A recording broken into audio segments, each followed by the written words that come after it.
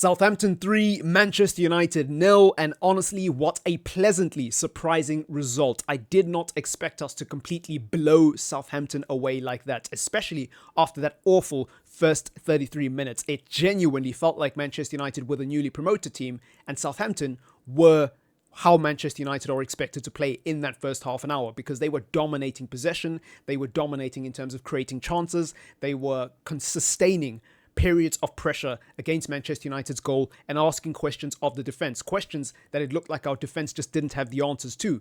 And then things just went from bad to worse. In the 33rd minute, we concede a penalty courtesy of Diallo, an awful mistake from him, and somehow, some way, Andre Onana saves the penalty. And that's when everything changed for Manchester United. The momentum of the game switched like that.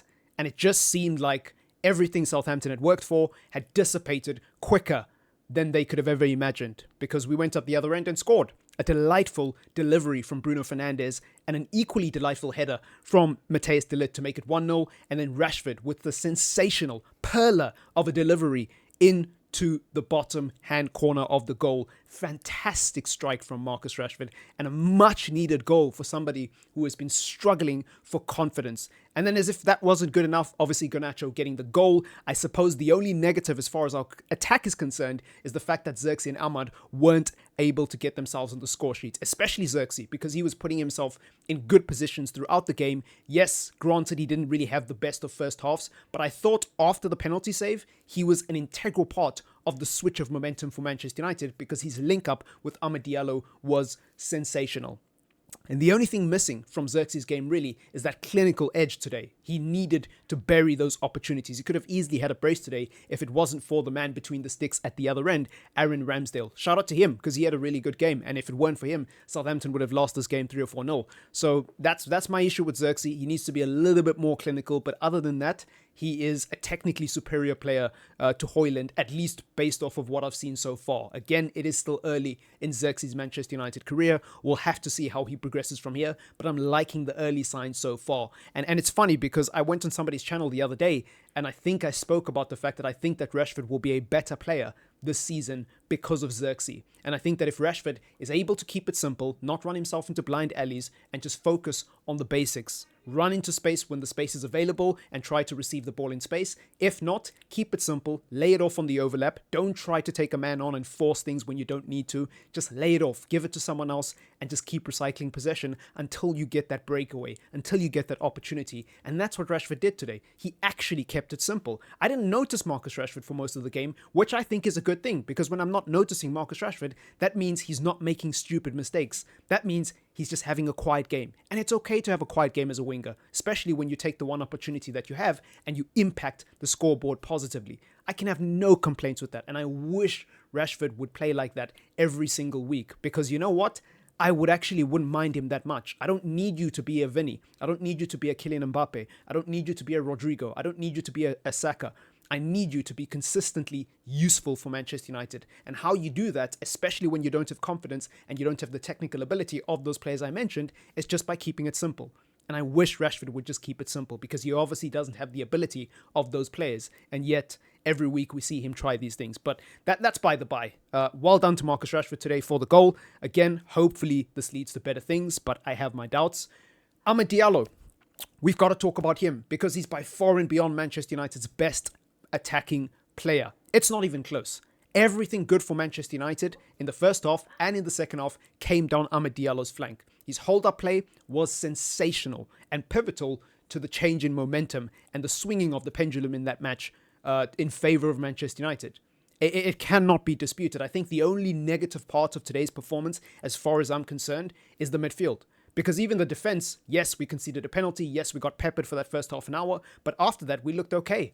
I thought Mizraoui was good on the ball. I thought De Ligt had a really decent performance. Martinez and Diallo, debatable, but the midfield will not work. Eriksen and Mainu as a double pivot is a horrible idea.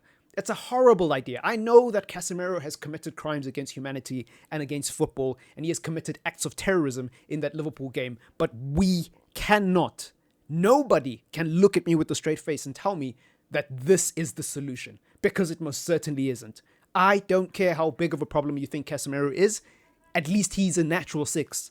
He cannot be excluded from the team unless we're planning to play Ugarte there. That's the only justification I will accept for today's double pivot experiment, right? Maybe Ugarte wasn't quite ready to start, so we were playing a double pivot in anticipation for Ugarte coming in at a later stage and just getting the team ready before we actually have to play him. Maybe that's why Erik ten Hag did it. And if that's the case, cool. At least we don't have to see the 3-1-6 anymore. That's a positive. Thumbs up from me. But I do not want to see Eriksen and Mainu starting in the 6 ever again together. But yeah, man, big win for Manchester United. Not much else to say other than that. The midfield experiment, it needs to end. Other than that, I think that Erik ten Hag didn't really do much wrong today. He waited quite a while to make some changes, but when you're 2-0 up in a must-win game, I can understand the trepidation and the fear of fixing what is not currently broken and what is somehow majestically working. I still can't believe how Manchester United were 2-0 up, by the way, after that poor first half performance. I was just thinking to myself, how has this happened? I mean, I was happy, don't get me wrong. I celebrated when Rashford scored. I celebrated even more when De Ligt scored and Bruno scored because it was just such an unexpected goal. A perler of a delivery from Bruno Fernandes and a delightful header from a centre-back. When was the last time we actually had that? I can't remember the last time Manchester United actually had a goal-scoring defender or a defender who's capable of scoring from set pieces, from corners. I mean, that was supposed to be Harry Maguire, and he just never could hit the target. And even when he did hit the target, he always went straight towards the keeper. So it's good to have a defender who can actually score headers and is actually good at it and has actually done it in a United shirt in his first few games. Long may that continue. It's also good to see Mazraoui. Yes, he went off. Hopefully he's okay. And there's question marks around his injuries. Technically, what a delightful player. It's been your boy Triple M. I hope you enjoy the rest of your Saturday afternoon. And if you did make it to the end of this video, don't forget to leave a like to support the channel. Leave a comment if you want to. And of course, subscribe if you are new. Thank you so much for taking time out of your day to watch me waffle about my beloved club, Manchester United, who will no doubt probably make me really angry in a week's time, or the week after that, or the week after that, or every week up until Christmas. Who knows? I think it's still going to be a very rough season, and today's result has not changed my mind at all. At all. Believe you me, I don't think Manchester United are going to have a good season just because of this one-off game. Just want to make that clear, because we have to give disclaimers on the internet, because some people see one positive video and they might take it out of context. Anyways, it's been your boy Triple M. Peace!